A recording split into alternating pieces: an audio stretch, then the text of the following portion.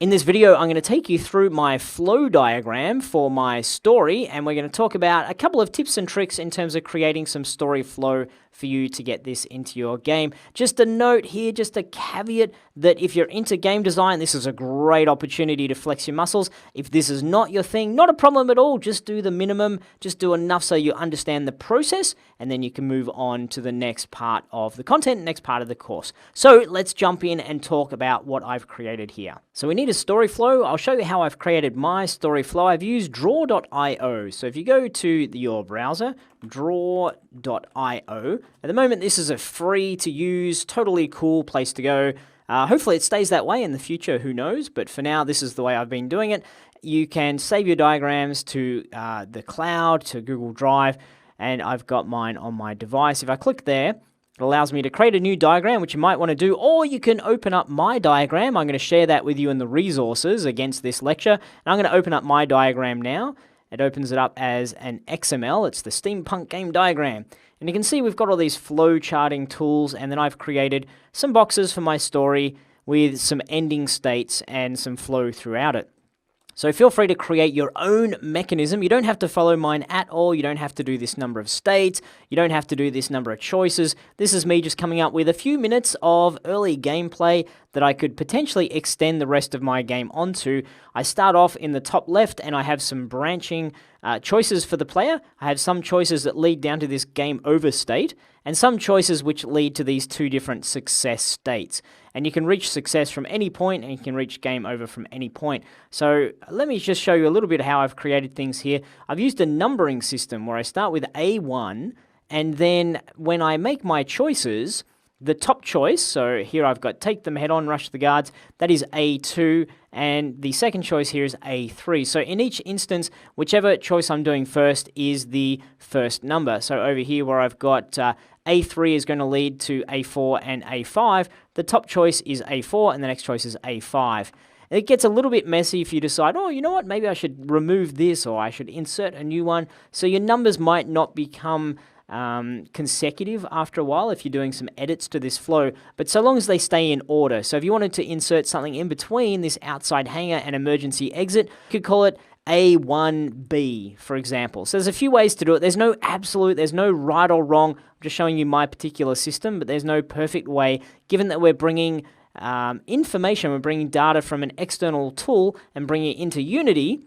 There's going to be a little bit of compromise in how we go about doing this. And I've created some others where I'm starting with B, B1, B2, etc., just to show that that's a different storyline, different branch, so I can have them a little bit separated. Here's the A branch and here's the B branch. So within this tool, you can create a new, I've used this heading tool over here. You click on that, it brings it into your area for you.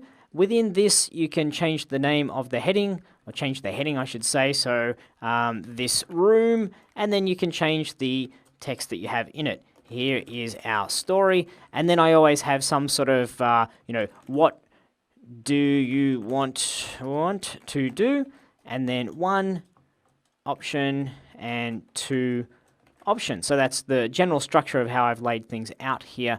And when we wish to connect our arrows, let me just remove this and remove this. Super straightforward. I just move my boxes to where I think they should fit within my overall diagram here. So from our B1, which is opening a door, you wait it out after perhaps 20 minutes, you hear feet shuffling, blah, blah, blah. What do you want to do?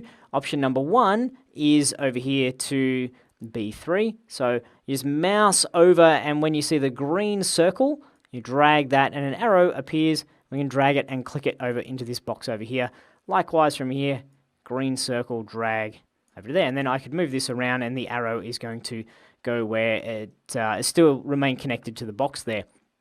Okay, so that's just the general flow. It's pretty straightforward. I'll let you play around with it. If you want to get a little bit more sophisticated, you can change the colors over on the right. You can change the text. You can do all that kind of good stuff. But I'm not here to teach you how to use this particular tool. I'm just here to teach you how to create some good story flow and to be able to import that into Unity, to get that into your engine, get it into the game. Now, a couple of other things I'll show you in here. I've tended to just have 2 options most of the time, mainly because if I have 3, it becomes really messy and there's so much content to create. I felt that 2 was pretty interesting. You might want to get more sophisticated than I have, which is totally cool. I've created moments where the player has two options, and both options end up leading back to this option over here. So A3, you can either go to the option of A4 or A5. If you go to A4, there's only one option which takes you to A5. So it's totally fine. You don't have to have option 1 and option 2. In here, you can see I've got just one option. And then that will lead to this next state over here. I've also got situations where we go through the dialogue, we go through the story, and then at the end I just say continue. So we'll continue this story. There's not a choice to make. It's just continuing on. I also have situations like over here where both the options lead to the next state. The player doesn't necessarily know that, and we don't want to tell them that, hey, it didn't really matter what you chose in there. But it's cool for us to give the illusion of choice, even if we're not going to go and create all these extra states for it. So that's a situation. You don't want to do that too much, because if people are replaying, eventually they'll figure it out, but I think a couple of those is okay. Also, multiple branches that lead down to our game over state. I usually start with, okay, so in this part of my story, what do I see happening? And for my story, it's a airship pilot. He starts off kind of trying to get to his ship, and then there's these blockages get in the way, and eventually he either succeeds or he doesn't. He perishes. And so I'll map out, here's where he starts, and here's a success point, and then I like to put a midpoint somewhere in the middle as well. So for example, it might be one of these where he sees a couple of people, overhears a couple of people talking and has a choice at that point. I want to have a few branches lead to that point there, but this becomes a bit of a hub that a few things feed into there, and then from there, a few things feed outwards. So there are a few different approaches you can take with your story. So that leads us to our challenge, which is to create a story. Use draw.io or something similar, a similar tool, like I said, a mind mapping tool, or you can even use a spreadsheet if you wanted to, or paper and pencil. Create your own story, create some flows in there, states and transitions. And then share a screenshot of your flow diagram with our community. I'm really interested to know what you come up with. It's pretty cool to see weird, big, convoluted, crazy flow diagrams of these stories. I've seen a couple of them already, so I'm interested in seeing what you come up with. And as I said before, if you're into this, if you want to practice being a game designer, if you want to flex your narrative design muscles, here's a big opportunity for you. If this is not your thing, no worries, just do the minimum, and that is totally cool. In the next video, we'll take our content and we'll put it into Unity so that we can see our story, our full story, actually within our engine. So great work, and I'll see you in the next video.